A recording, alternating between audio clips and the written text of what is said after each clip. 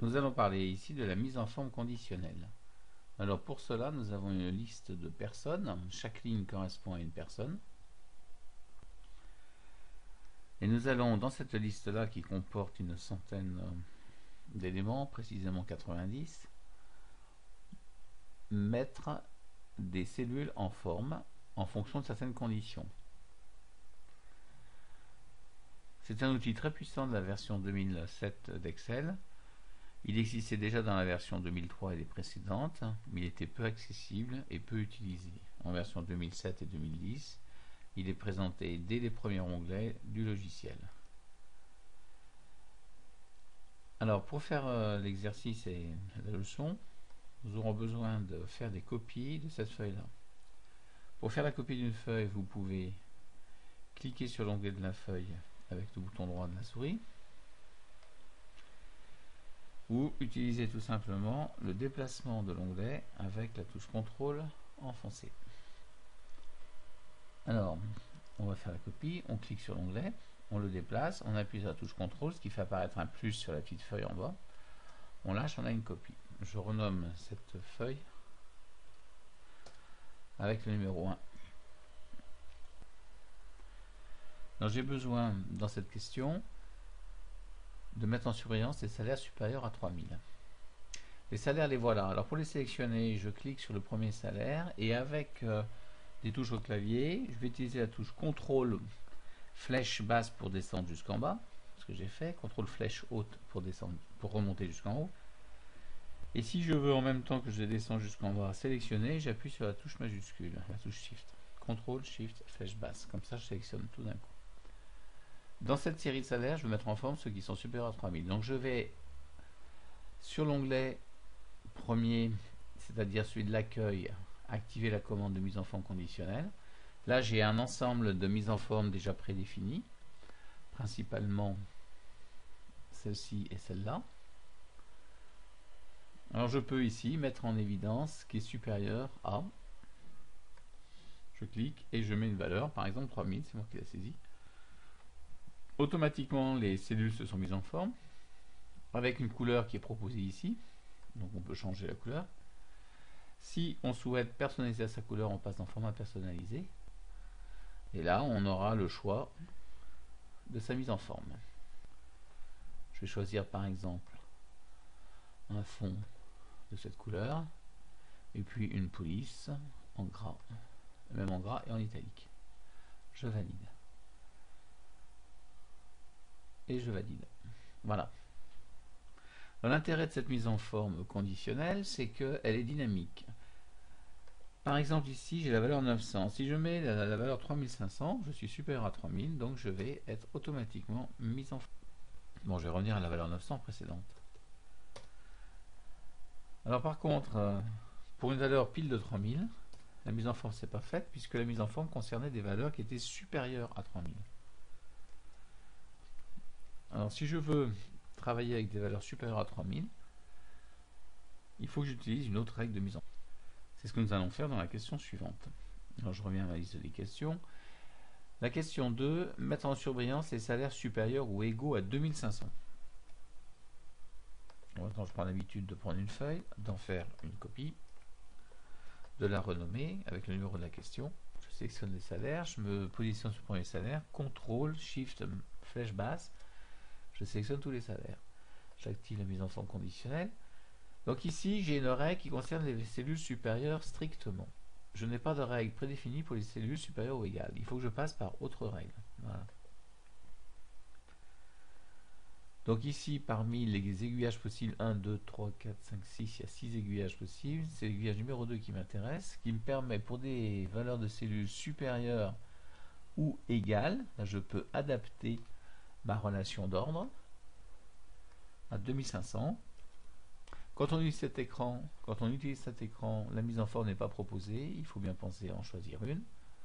Gras, italique, remplissage, et comme ça. Voilà. Et je valide.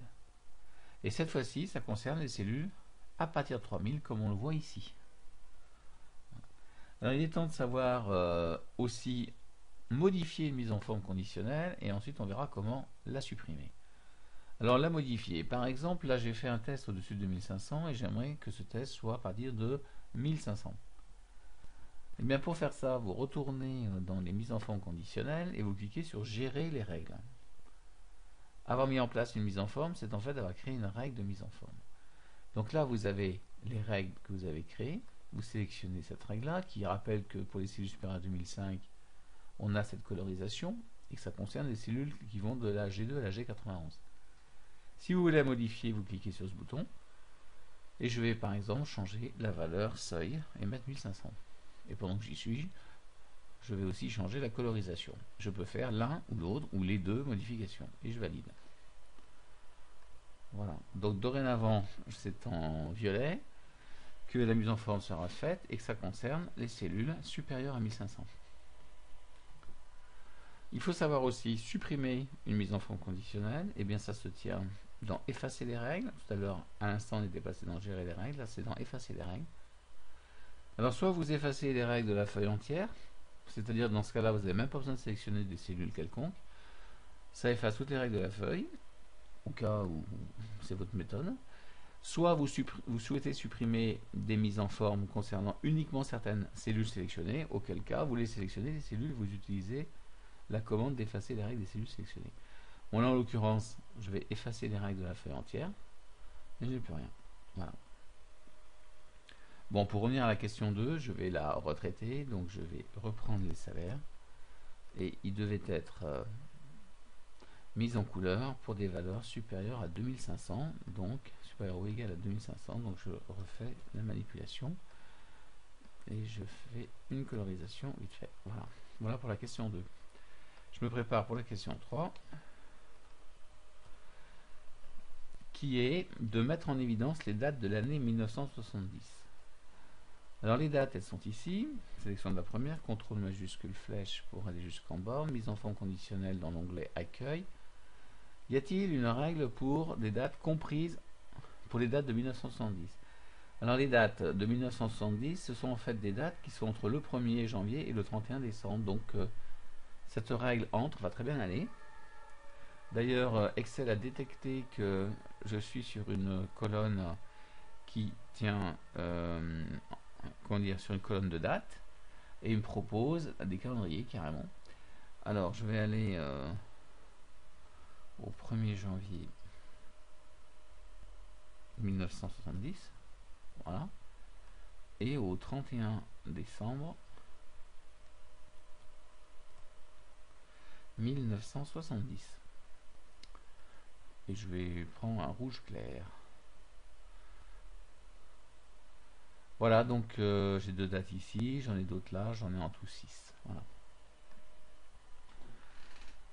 Alors on aurait pu penser que une technique de mise en forme aurait été de déterminer s'il y avait le chiffre 1970 dans la date, mais il faut savoir qu'Excel ne traite pas les dates de la manière la plus naturelle qui soit. En effet, prenons par exemple cette date-là, le 14 décembre 1970, je vais la réécrire ici, 14 décembre 1970. Alors, si vous le passez en format dit standard, vous avez la valeur 25 916. Donc ça, je le répète ici, 14 décembre 1970. Voilà. 25 916, c'est-à-dire qu'Excel convertit toute date en un nombre de jours depuis le 1er janvier 1900. C'est-à-dire qu'il a une référence, il a une espèce de date comme Jésus-Christ, il a une référence qui est le 1er janvier 1900. Et le 25 916, le chat c'est un mec qui se taise. Ah, il est parti pour miauler, là, je le sens. Chut.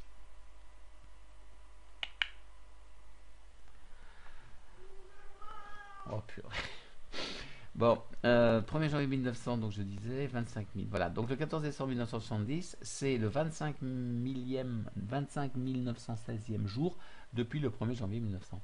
Donc, si on fait un test sur une date, on ne peut pas faire un test pour savoir si elle contient l'année 1970. En fait, on pourrait faire un test si il est compris entre un certain nombre de jours. C'est tout. Donc, j'efface ça. Voilà. Et je vais passer à la question 4.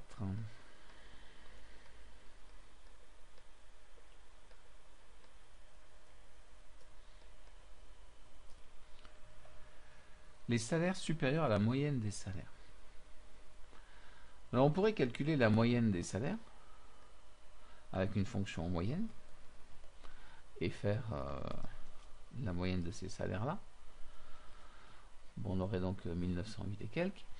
Sauf que Excel nous propose, depuis la version 2007, dans les mises en forme conditionnelles, de le faire automatiquement. En version 2003, il faudrait effectivement calculer la moyenne et faire une mise en forme conditionnelle qui vérifie si les salaires sont supérieurs ou égaux à la cellule ici J2.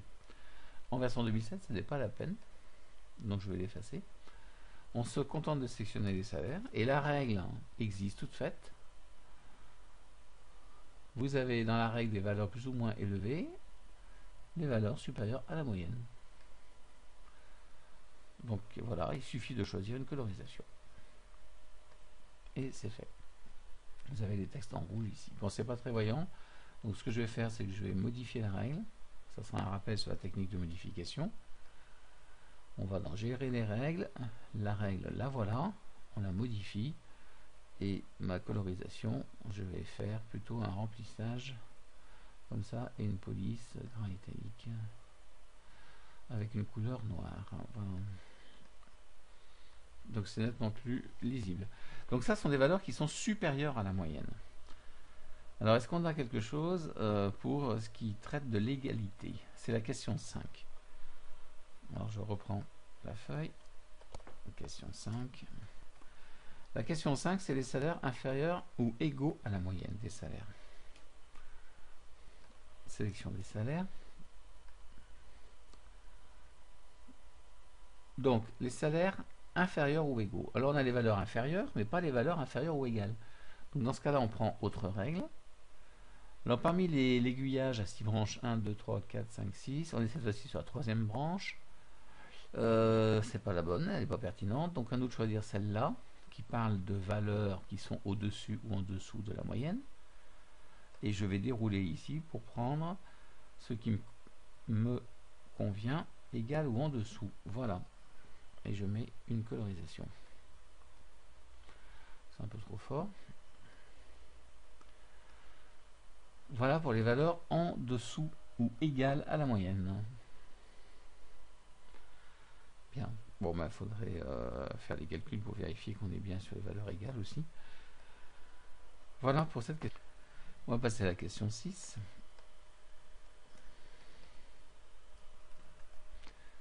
Utilisez un jeu de 3 icônes pour caractériser les salaires par rapport au seuil de 1500 et 3000. Encore une fois, je sélectionne mes salaires. Alors, les jeux d'icônes, voilà, on les a ici. 3 icônes. On pourrait prendre par exemple des valeurs comme ça. Donc, dès que je passe dessus, ça m'affecte des flèches, des symboles au niveau de des valeurs. Alors, l'affectation des icônes est automatique quand j'utilise les icônes qui sont là. C'est-à-dire que je ne peux pas choisir sur quel seuil ils agissent. En fait, Excel calcule la valeur minimale des salaires, la valeur maximale, fait l'écart entre le min et le max. Cet écart, il le divise en 3 parties et il répartit les icônes en fonction des parties. Donc, on a finalement 33%.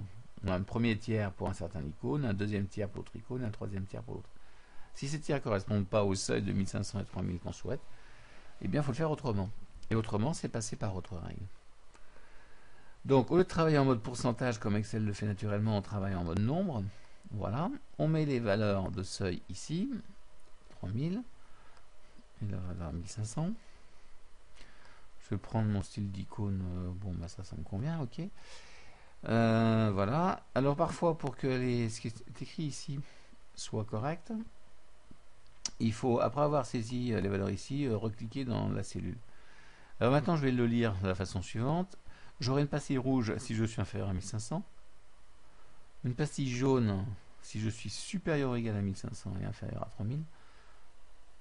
Et une pastille verte au-delà de 3000. Voilà, et je valide. Alors voilà, une pastille verte au-delà de 3000, c'est clair. Une pastille rouge avant 1500. Une pastille jaune entre 1500 et 3000. Ok. Là, je suis en vert. Puisque à partir de 3000 inclus, je suis en vert. Donc il faut regarder les bornes si ça convient, si la gestion des bornes vous convient. Donc je reviens sur gérer les règles, je reprends la règle, modifier la règle. Donc ici, à partir de 3000, je suis en vert. Donc je pourrais mettre supérieur strict à 3000. Vous voyez que si je mets supérieur strict à 3000, à ce moment-là, il y a un inférieur ou égal qui s'est mis là. Il y a une corrélation entre ces deux inégalités. Si je reviens à un inférieur, à un supérieur ou égal, à ce moment-là, j'ai un inférieur strict ici. Excel assure une cohérence pour couvrir la plage complète. Ok. Alors, au lieu de travailler sur des icônes, on peut travailler sur d'autres techniques de mise en forme. Je vais gérer la règle. Je vais la modifier. Par exemple, style d'icône, là, on les change. Je vais faire une échelle à 3 couleurs. Donc là, c'est une autre technique. Donc, j'ai un dégradé de couleur et plus la couleur est verte, plus élevé je suis, et plus la couleur est rouge, et plus bas je suis. Vous voyez que j'ai un rouge assez franc vers le 500 et un vert franc vers le 5003 qui est plus franc que le 4100 par exemple, 4006. Donc là on est sur un dégradé de couleur. Bon, je trouve pas ça forcément très pertinent.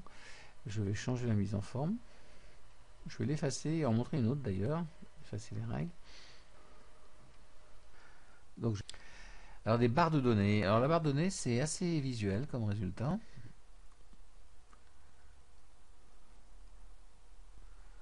Donc le minimum automatique, donc Excel détermine la valeur la plus basse de la série, la valeur la plus haute, et ensuite va vous mettre une barre qui sera plus ou moins large suivant la valeur numérique. Voilà. Donc le résultat est très visuel. Voilà pour les jeux d'icônes ou les barres de données. Alors on va passer à la question 7, qui est de mettre en évidence avec un fond de couleur les 3 salaires les plus élevés. Je sélectionne toujours mes salaires. Mise en forme conditionnelle. Il se trouve que la règle existe toute faite. On cherche à mettre en évidence les 3 salaires les plus élevés. On a ici une règle pour les 10 valeurs les plus élevées. Alors c'est un peu trompeur parce que derrière les 10 on peut adapter. Donc je sélectionne et au lieu de mettre 10, je mets 3. Voilà. Et automatiquement les 3 salaires les plus élevés sont mis en évidence. Ce n'est pas plus compliqué que ça. Question 8, il faut mettre en évidence les salaires qui sont supérieurs à une valeur saisie dans une cellule externe, par exemple en K1. Alors en K1, je mets une valeur, par exemple 2500. Je sélectionne mes salaires. Et je mets en forme pour les cellules qui sont supérieures, je mets supérieur ou égal d'ailleurs. Autre règle, valeur supérieure ou égale à... Alors non pas 2500 qui est contenu de K1, mais carrément je sélectionne la cellule K1. Voilà, donc notez qu'il y a des dollars qui sont mis, ce qui permettra, quand je vais faire la mise en forme en descendant dans ma colonne, de ne pas dériver au niveau de K1 qui ne deviendra pas K2, K3. Une colorisation, et voilà. L'intérêt de travailler de cette façon-là, bon, je mets en évidence un peu plus le 2005 en le mettant sur brillance avec une bordure, c'est que je peux faire varier la valeur de K1, par exemple je vais mettre 500, et auquel cas, c'était un peu trop optimiste, 800, pareil, 1500 c'est mieux, voilà. Quand je fais varier la valeur de K1, eh bien je fais varier la mise en forme conditionnelle qui est ici. Elle s'adapte automatiquement au contenu de la cellule K1. On a une mise en forme conditionnelle paramétrée de cette façon. Alors la question suivante, la question 9, il n'y a pas de nouvelle feuille à créer. Il est demandé de voir comment on peut changer des mises en forme qu'on a faites. Par exemple, revenir à la feuille 1 et modifier la mise en forme pour que cela concerne les salaires supérieurs à 3005 dans la feuille 1. Donc je reviens dans la feuille 1. Alors modifier une mise en forme, on l'a déjà vu tout à l'heure, on va le revoir. On sélectionne les cellules qui contiennent la mise en forme. Et on va dans gérer les règles. On retombe sur la règle, modifier la règle. Tout à l'heure on était à 3000, on demande de passer à 3005 et bien voilà. On le valide. Alors en fait j'ai précisé qu'il fallait sélectionner les cellules, on n'est pas obligé. On peut très bien aller directement dans les règles. Ah ben là je fais une belle bourde. Puisqu'en fait ça ne marche pas. Bien, j'effacerai ça. Alors, toujours dans cette même question 9, la deuxième partie, revenir à la feuille 7 et changer la couleur. Feuille 7. Alors, il est important de sélectionner les cellules. Hein. Si vous ne sélectionnez pas les cellules, par exemple, voilà, je ne sélectionne pas de cellules. Si j'allais dans gérer les règles, je n'ai pas accès aux règles. Il faut sélectionner les cellules. Et dans gérer les règles, vous avez accès à la règle qui concerne les cellules sélectionnées. Donc ici, il est demandé de changer franchement la couleur. Donc je vais dans format. Et voilà, j'étais sur du rose, on va passer sur du bleu. Et je valide. Alors, les voilà, mes cellules mises en forme. Question suivante, la numéro 10. Mettre en évidence les salaires extrêmes, le plus petit et le plus grand. On va faire deux choses sur les salaires. Je sélectionne les salaires. Alors, cette question est posée pour montrer qu'on peut enchaîner les mises en forme conditionnelles. Le salaire le plus petit, le plus grand, je commençais par celui-là, bah, c'est dans les valeurs les plus élevées en réduisant le 10 à 1. Comme ça, on est sur le plus élevé. Donc, ça sera un texte rouge. OK. Donc, voilà, on a la valeur la plus grande. Tout en gardant la sélection active, je vais faire une deuxième mise en forme sur les mêmes cellules. Et je vais faire la valeur la moins élevée. Donc, j'avais 10, je mets 1. Et au passage, j'en profite pour changer la couleur. Un remplissage vert. Voilà. Donc, la moins élevée en vert, la plus élevée en rouge. Maintenant, si je regarde ce qui se passe au niveau de la gestion des règles, eh bien, dans gérer les règles, je constate que j'ai deux règles. La règle dernière faite que j'ai faite, qui est en haut, et celle d'avant. Voilà. Donc, cette question est là pour montrer qu'on peut, sur une plage de cellules, enchaîner des mises en forme. Là, j'en ai mis deux. On pourrait rajouter une troisième règle, par exemple, qui met en évidence les valeurs qui sont proches de la moyenne, par exemple. Alors, question 11. Mettre en évidence les salaires qui ne sont pas compris entre 2 et 3 000. Alors, ne pas être compris. Tout à l'heure, on avait mis en évidence des dates entre deux valeurs. Et donc là, c'est le contraire. C'est ne pas être entre deux valeurs, entre 2 et 3 000. Alors, on démarre toujours pareil. Sélection des salaires. On utilise bien le clavier CTRL majuscule flèche basse. On a la fonction entre, mais on n'a pas la fonction pas entre. Donc on va dans notre règle. Et dans notre aiguillage à 6 sorties, là, est-ce qu'on est sur la bonne sortie? Oui, avec ça, non comprise entre. Donc non comprise entre 2000 et 3000. Voilà, tout est fait pour répondre à nos souhaits. OK, et on valide. Donc ce qui n'est pas entre 2 et 3000 est en couleur. Est-ce que les bornes sont considérées? Voilà, les bornes 3000 et 2000 sont exclues de la colorisation. On le voit ici. Voilà, ça termine cette première série de questions et les autres séries de questions, à partir de la question 12, vont être traitées dans une deuxième vidéo.